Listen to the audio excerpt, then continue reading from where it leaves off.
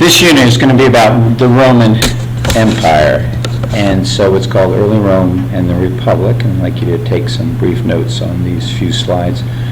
First off, remember, a republic is a representative government where the people have someone in government who represents their ideas. Okay, geography, as you can see, it's a peninsula. That means it's surrounded by three sides of water. It's on the Mediterranean-based economy. That means seafaring because so much of the land is surrounded by water. You have the Alps, which are the mountains, which are going to be up here, bordering France.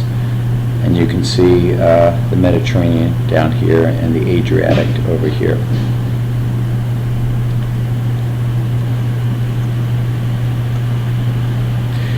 Okay, the early Greeks were the Etruscans that lived north of Rome.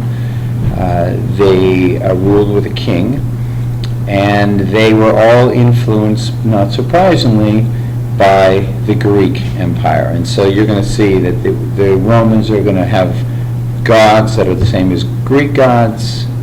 They're with just different names. They're going to take the idea of a republic. They're going to take the idea of democracy from the Greeks.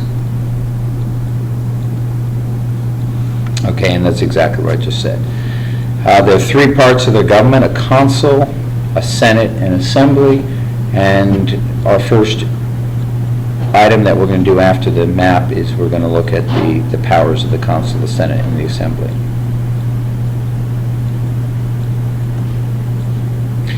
Okay, there are two levels of people.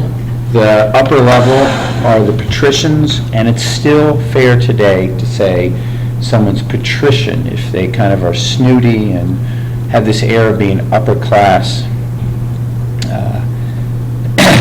They hold the power. They held the power in the Senate, and the common man, the average guy, held the power in the lower house, the assembly.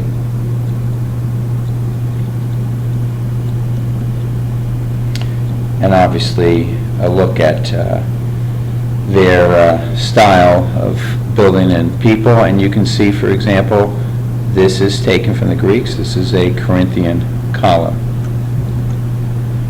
Okay, citizenship. As with Greece, given to free males, they were required to pay taxes and serve in the military. Unlike the Greeks, who did not give any citizenship to foreigners, the Romans are going to give some.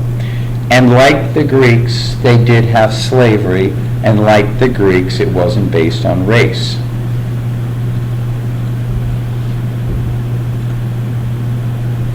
Their laws were written, they were called the 12 Tables, and you can see the rest. They couldn't be changed. All citizens had the right to be protected by them.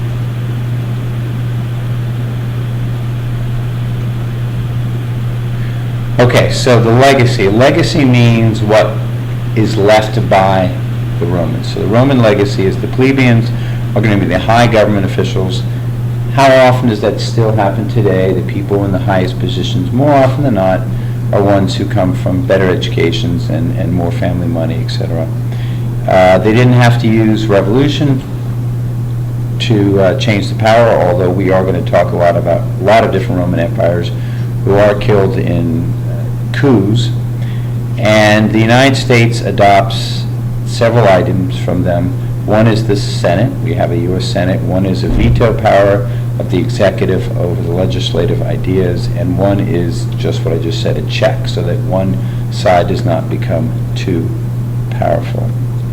Okay, that's it.